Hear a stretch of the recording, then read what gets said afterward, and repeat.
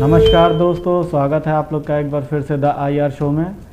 दोस्तों आज हम लोग बात करेंगे इंडिया रशिया रिलेशनशिप के ऊपर, और अचानक से फिर जो है ये भारत रूस संबंधों पे चर्चा जो है वो क्यों इस समय फिर से चर्चा का विषय बन गया है। इसके ऊपर हम लोग चलते हैं और देखते हैं कि आखिर इसका कंटेक्स्ट क्या है कि जिस वजह से इंडिया रशिया रिलेशनशिप के ऊपर आज हम लोग बात कर रहे हैं।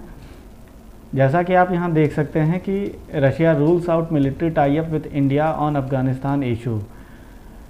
रशिया के जो भारत के लिए जो स्पेशल एनवॉय हैं रोमन, जिनको आप यहाँ जिनकी तस्वीर भी आप देख सकते हैं, हालांकि पूरी तस्वीर नहीं आई है लेकिन आगे आपको देखने को मिल जाएगी।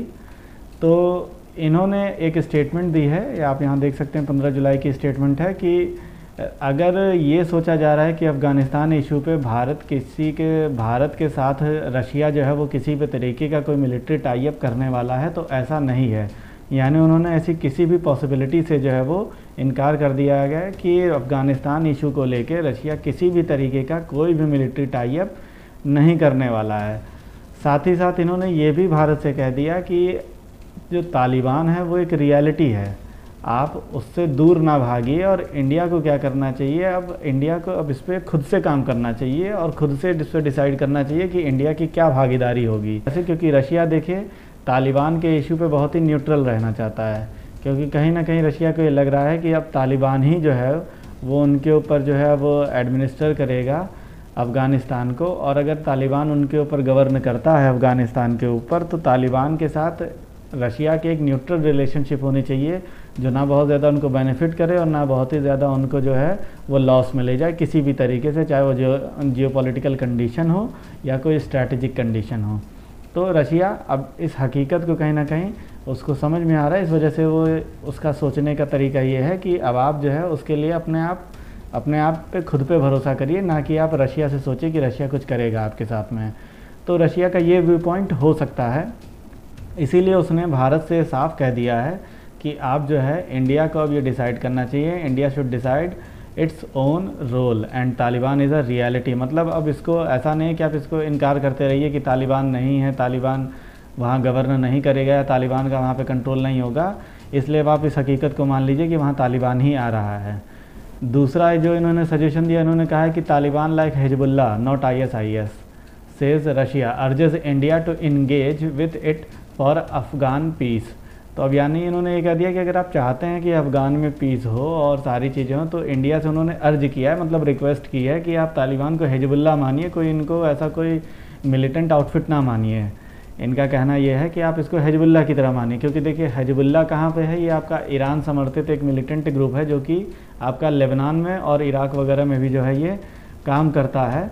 और इसको बेसिकली देखिए क्या है कि जैसे इज़राइल के लिए हिजबुल्लाह एक आतंकी ग्रुप है, लेकिन अमेरिका के साथ साथ और भी कई देश हैं जो कि हिजबुल्लाह की जो जो इनकी ब्रांच है जो कि आर्म से रिलेटेड ट्रेड करती है, उसको ही ये क्या करते हैं कि आतंकवादियों की लिस्ट में मानते हैं। अदरवाइज़ हिजबुल्लाह को बहुत से जो कंट्रीज़ हैं वो आतंकवादी नहीं मानते हैं। तो इसी तरीके से इनका ये कहना है कि भारत भी इनको एक आतंकवादी ना मान के एक इनको क्या करे कि एक इनको ऑर्गेनाइजेशन माने जो कि वहाँ को गवर्न करना चाहती है अफ़गानिस्तान को, और इनसे बात करे भारत, ताकि एक अफ़गान पीस जो है उसको पूरी तरीके से फॉर्मुलेट किया जा सके। तो ये इनके सजेशंस थे। अब इसके पीछे जो इन्होंने अपने जो रीज़न बताया कि आखिर इन्होंने ऐसा क्यों कहा कि भारत जो है वो रशिया से ये ना सोचे कि वो किसी भी तरीके का कोई इनको मिलिट्री सपोर्ट देगा अफ़गान इशू के ऊपर। तो यहाँ देखिए मैं इनका जो रिमार्क है वो आपको यहाँ पे मैं बता रहा हूँ कि we have got some real experience in Afghanistan, but let us be clear, the situation doesn't require foreign military involvement. It will be important for all of us to maintain coordination. ये इनका यहाँ पे statement था कि हमारे पास अफ़गानिस्तान में अब experience तो है, हमारे पास पिछला एक्सपीरियंस तो है कि अफ़गानिस्तान की कंडीशन में वहाँ से कैसे टैकल करना है, वहाँ से कैसे डील करना है, लेकिन जो उनकी जो रियल जो कंडीशन है उसमें किसी भी तरीके की कोई भी फॉरेन मिलिट्री की इन्वॉल्वमेंट की कोई भी ज़रूरत नहीं है। यानी कि अगर कोई देश ये सोचे कि वहाँ पे अब किसी और देश को अपने मिलिट्री भेज के वहाँ पे इन्वॉल्व होना चाहिए, तो ऐसी कोई वहाँ पे रिक्वायरमेंट नहीं है, इसलिए इस चीज़ से बचना चाहिए। बाकी जो इन्होंने कहा कि जो हमने जो तजिकिस्तान के पास जो है अपना कर रखा है, जो इन्होंने आर्मी डिप्लॉय कर रखी है, जिसको हम लोग एक मैप से भी देख सकते हैं, ये आपका तजिकिस्तान का बॉर्डर है यहाँ पे आप देख रहे हैं। साथ ही साथ ये वखान कॉरिडोर है जो कि आप रेड में देख रहे हैं। ये मैं आपको दिखा दूं कि जो अफ़गानिस्तान का जो मैं बॉर्डर आपको ऐसे यूँ रेड लाइन से कर्व करते जा रहा हूँ, यहाँ पे क्या है इस समय कि रशिया ने अच्छी खासी जो है अपनी डिप्लॉयमेंट कर दी है। और ये वाला जो हिस्सा है जिसको मैं इनसर्किल कर रहा हूँ, ये है आपका वखान कॉरिडोर। तो भारत यही माना जा रहा है कि जब हमारे एस जयशंकर साहब जब इनसे गए थे मिलने के लिए रशिया में, तो इन्होंने जो बात की थी, इन्होंने रशिया से सपोर्ट की बात की थी कि आप जो ये वाला हिस्सा है वखान कॉरिडोर से लेके और जो तजिकिस्तान के इस बॉर्डर पे जो आपकी जो डिप्लॉयमेंट है, इस डिप्लॉयमेंट को हम और आप मिलके क्या करें कि इसको इतने एरिया को, जिसको अब मैं आपको जो है ऐसे करके दिखा रहा हूँ, ये पूरा एरिया जो है ये चाह रहे थे कि इसको किसी तरह जो है हम लोग एक बफर जोन की तरह बना लें, ताकि इसका इस्तेमाल जो है किसी तरीके से तालिबान जो है वो भारत में पीओके के पास इंसर्जेंसी को फैलाने के लिए ना कर सके, या यहाँ पे इतनी हालत ख़राब ना हो कि वखान कॉरिडोर एक तरीके से ट्रांसपोर्टेशन मीडियम बन जाए। तो अब इसी के लिए माना जा रहा है कि इसी जो प्रपोज़ल था, इसी प्रपोज़ल को जो है वो मना कर दिया रशिया ने। तो क्या अब इससे क्या आपके संबंध ख़राब हो गए? नहीं दोस्तों, इतनी जल्दी नहीं, क्योंकि अगर कोई संबंध बहुत पुराने होते हैं तो इतनी जल्दी ख़राब नहीं होते हैं। हाँ, सिचुएशंस में उनमें दरारें आती रहती हैं, लेकिन अभी वो समय नहीं आया है कि जब एकदम से रिलेशंस जो हैं वो बहुत ज़्यादा ख़राब हो जाएं रशिया के साथ। क्योंकि जैसा कि आप यहाँ देख सकते हैं, जो रशियन एनवॉय थे उन्होंने साफ साफ कहा है, sky is the limit for expansion of Russia India relationship. यानी जो रशिया और इंडिया की जो रिलेशनशिप है उसमें अनलिमिटेड पॉसिबिलिटीज़ हैं, उनकी पॉसिबिलिटीज़ का कोई अंत नहीं है। इसलिए उन्होंने कहा कि ऐसा कुछ भी नहीं होने जा रहा, क्योंकि अभी देखिए बहुत जल्दी ही जो है इनकी 2+2 की जो है इनके समिट जो है वो होने जा रहा है रशिया और इंडिया के बीच में। 2+2 में दोस्तों जो एक जो मिनिस्टर होते हैं वो आपके फॉरेन मिनिस्टर होते हैं और एक जो होते हैं आपके डिफेंस मिनिस्टर होते हैं। तो बहुत ही इंपॉर्टेंट मीट है जो कि भारत कुछ ही देशों के साथ कंडक्ट करता है, जिसमें आपके यूएसए हो गया, ऑस्ट्रेलिया हो गया, जापान हो गया। और अब पहली 2+2 डायलॉग मीटिंग जो है वो भारत करने जा रहा है रशिया के साथ।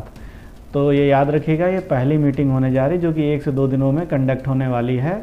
और इसी में माना जा रहा है कि के लिए और जल्द ही हो सकता है कि व्लादिमीर पुतिन की जो एक आपको फॉरेन विज़िट जो है वो देखने को मिले भारत में। तो दोस्तों अब इसके बाद चल के हम लोग ये देख लेते हैं कि अब भारत के पास ऑप्शंस क्या हैं, कि अगर इसके बाद अगर बात की जाए तो भारत के ऑप्शंस क्या क्या हैं।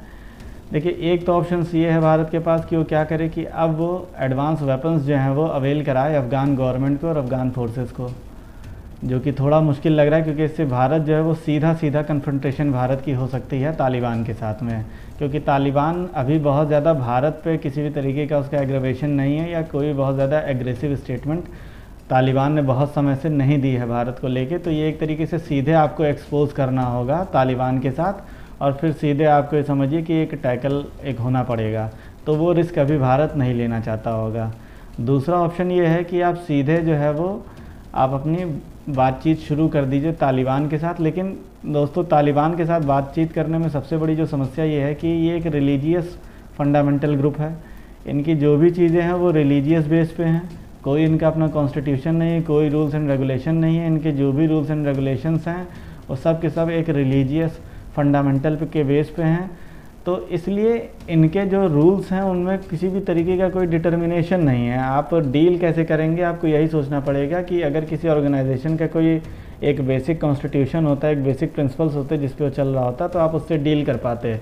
लेकिन इनका रिलीजियस आधार ही है, तो इसलिए रिलीजियस आधार होने की वजह से इनके लिए वायलेंस चाहे टेररिज्म ये सब इनके लिए एक अलग डेफिनेशन ही हो जाती है। तो इसलिए इनके साथ डील करना आपके लिए काफ़ी मुश्किल है। एक जो तीसरा ऑप्शन आपके पास बचता है वो ये है कि आप एक ग्रुप बनाइए, जैसा कि आपने नॉर्दर्न अलायंस का एक ग्रुप बना था तालिबान गवर्नमेंट के ख़िलाफ़। जब 1996 से 2001 तक तालिबान की गवर्नमेंट थी अफ़गानिस्तान में, तो उस समय एक नॉर्दर्न अलायंस बना था 1990s के अंत में, जो कि तालिबान को जो है वो रोके रखा हुआ था। आप यहाँ मैप में देख सकते हैं, ये नॉर्दर्न अलायंस जो बना था दोस्तों, ये आपका यहाँ से जो आप देख रहे हैं एरिया, यहाँ से इतने एरिया को कवर करके इनको प्रोटेक्शन देता था तालिबान से।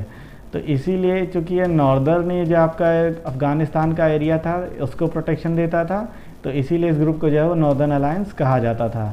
तो ऐसा ही एक कोई ग्रुप भारत बनाए। और देखिए इसमें जो अगर लाइक माइंडेड कंट्रीज़ की बात की जाए तो देखिए इसमें कई यूरोपियन कंट्रीज़ मदद कर सकती हैं, जैसे फ्रांस, जर्मनी हो गया। साथ ही साथ देखिए इसमें आपकी इज़राइल बहुत मदद कर सकता है, क्योंकि देखिए इज़राइल कहीं ना कहीं ये मान रहा है कि इससे जो है अब जो हमास हो गए या हिजबुल्लाह हो गए, उन ग्रुप्स को जो है बहुत ही ज़्यादा एक बढ़ावा मिलेगा जैसे जैसे तालिबान मजबूत होता जाएगा, जो कि आप जानते होंगे कि इज़राइल की सिक्योरिटी के लिए और इज़राइल देश के अपनी सॉवरेनिटी के लिए कहीं ना कहीं बहुत बड़ा ख़तरा साबित होगा।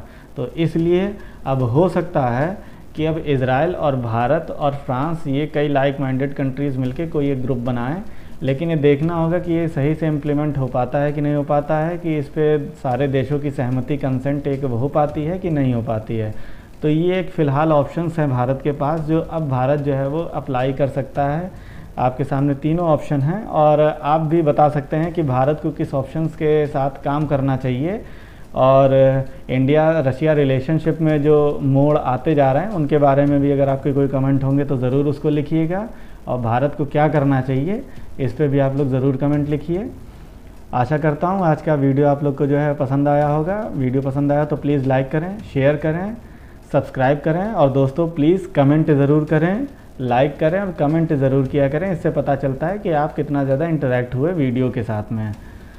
बेल आइकन को प्रेस करना ना भूलिएगा दोस्तों। थैंक यू दोस्तों, thank you for watching the video. जय हिंद, जय भारत।